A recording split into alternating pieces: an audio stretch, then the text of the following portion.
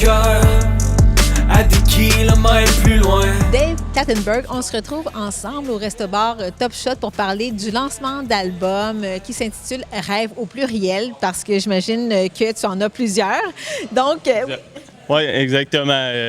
C'est un beau projet, on a bien des rêves, fait que c'est la raison du titre de l'album. Exact. Avant même de parler du lancement qui va se dérouler le 17 mai prochain à 21h30, on va parler de toi pour que les gens apprennent à mieux te connaître.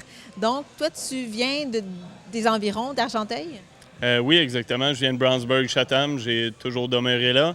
Maintenant, je suis rendu à Saint-Placide depuis 1 an et demi, mais sinon, j'ai tout le temps fait partie du coin. Donc, un gars de la place qui connaît bien les environs. Et la musique, pour toi, ça a commencé à quel moment tu t'es découvert en fait une passion? J'ai commencé à 12 ans environ avec mon frère. On avait fait un band hardcore, qui est vraiment deux mondes différents, deux styles différents. Puis on a fait plusieurs shows, dont le Club Soda. Ça allait super bien. Finalement, en cours de route, on a perdu quelques membres du groupe. Fait que quand ça l'a arrêté, je me suis reviré, j'ai fait du rap, qui est vraiment un monde différent. Puis là, je suis rendu plus dans le pop francophone. Qu'est-ce qui t'a attiré vers le pop? Honnêtement, la simplicité d'être tout seul à faire tes choses majoritairement au lieu de devoir te fier sur d'autres membres du groupe, ou est-ce que c'est tout le temps plus difficile avec la vie et tout, là, avec les enfants, de réussir à se retrouver, jammer, puis fait que c'est pas mal ça. Et ton premier album, tu l'as créé en 2014, donc ça fait 10 ans de ça. Qu'est-ce qui s'est passé à ce moment-là, en 2014? On a lancé l'album. Finalement, il y a eu les maisons de distribution ont fait faillite, fait que ça a fait en sorte que j'ai mis une pause côté musical. J'ai fait des shows en 2014, peut-être une trentaine, puis par la suite, là, j'ai pris une pause, puis c'est ce qui m'a amené ici, là. Oui, parce que dans le fond, cette pause-là a duré quand même longtemps, donc une longue pause de 7 ans. Et qu'est-ce qui a été la bougie d'allumage pour recommencer à en faire? Parce que durant ces 7 ans, tu as quand même écrit des chansons? Oui, exact. Dans le fond, j'ai écrit au-dessus de 300 chansons là, dans ces 7 ans-là. Puis un moment donné, j'ai rencontré Pierre qui est Milagro Records. Puis finalement, on a décidé d'essayer une chanson pour les radios. Puis par la suite, on a continué dans cette voie-là. Et c'était laquelle? Où te caches-tu?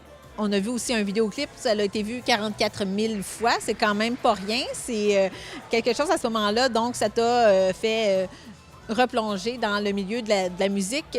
Est-ce que tu t'y sentais bien à ce moment-là de refaire ça? Oui, c'est sûr que juste le principe qu'on a embarqué dans les radios, c'était vraiment cool. Là, parce que c'est pas toutes les chansons qui embarquent, t'es présente, puis des fois, ça embarque pas. Fait qu'on a embarqué dans le top 100 BDS, fait que le top 100 canadien des grosses radios. Fait que c'était un bel événement, puis on a décidé de faire le clip, puis par la suite, c'est ça, on a eu au-dessus de 40 000 views.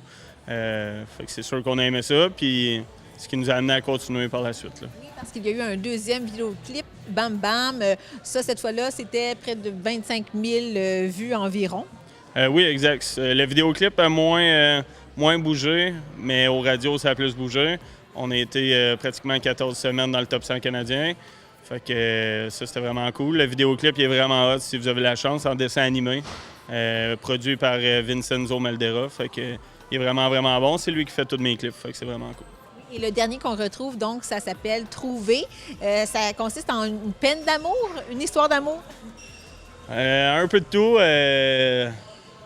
Un peu de tout. C'est que, dans le fond, c'est une histoire d'amour qui passe au travers de plusieurs moments. Fait que ça fait en sorte, dans le fond, dans la chanson, j'exprime un peu comment je me sens pendant certaines situations, puis qu'on continue à avancer, puis qu'on continue à vouloir que ça fonctionne. Fait que c'est pas mal ça.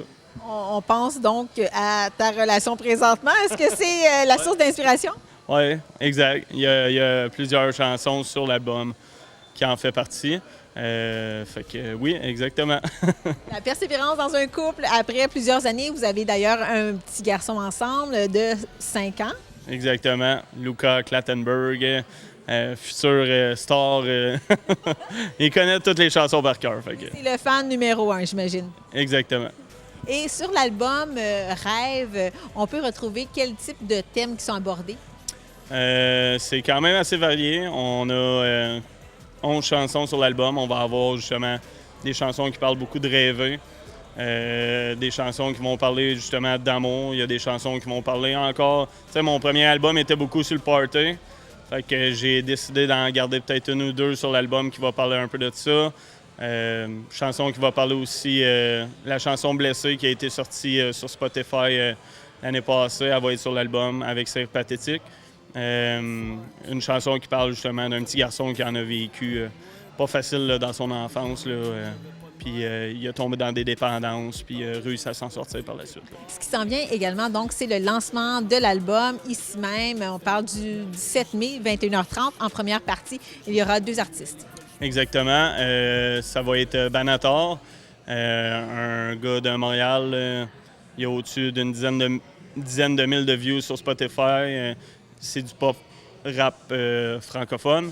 Puis on va avoir Carl Delabarre, là, qui est justement du coin, qui a sorti son album lui aussi il y a environ 1 an et demi. Et on va pouvoir s'attendre à quoi? Quel type d'atmosphère cette soirée-là du 17 mai? Un party. Non, mais pour de vrai, je te dirais majoritairement toutes mes shows, t'en as du monde assis, du monde debout, mais le monde a du fun. C'est le party, dans le fond. Un peu d'alcool dans la place, puis juste du fun, tout le monde ensemble. C'est pas mal ça. Oui, puis le public cible, c'est qui? Toi, tu as 31 ans. Est-ce qu'on parle de jeunes dans la trentaine? Je te dirais, ça varie majoritairement entre 20 et 50. C'est vraiment large comme tranche d'âge. Ça dépend des chansons, dans le fond. Et comment est-ce qu'on va pouvoir se procurer des billets pour la soirée même? Et aussi, ensuite, je vais te demander comment est-ce qu'on peut se procurer l'album, bien sûr. Oui, l'album, dans le fond, pour commencer, les billets vont être disponibles, sont déjà disponibles sur le point de vente directement en ligne, fait que au coût de 20 $. Sinon, à la porte, ils vont être 25 $. Puis vous pouvez les acheter directement aussi au Top Shot à 25 $ le billet. Il n'y aura pas de copie physique cette fois-ci, ça va être seulement en ligne. Fait que toutes les plateformes, Spotify, Apple Music, nommez-les tout, ils vont être disponibles, mais pas physiques cette fois-ci. Et là, avec cet album intitulé Rêve, on peut se poser la question, toi, tu rêves à quoi pour l'album, pour l'avenir de cet album-là? Bien, c'est sûr que personnellement, si je pourrais seulement vivre de ça, puis avoir... Tu sais, honnêtement, moi, c'est pas le côté vraiment argent pour l'album, c'est le côté avoir du fun, avoir des tournées, faire des shows, le monde qui connaisse tes paroles, qui chante avec toi. Je te dirais que c'est pas mal ça ma passion. Après ça, si on peut vivre de ça, c'est sûr que ça serait vraiment cool. C'est quand même assez difficile au Québec de vivre de la musique, mais juste le fait de réussir à pouvoir faire des tournées, puis on a 4 chansons single radio qui s'en viennent, fait que on va voir où ça va mener.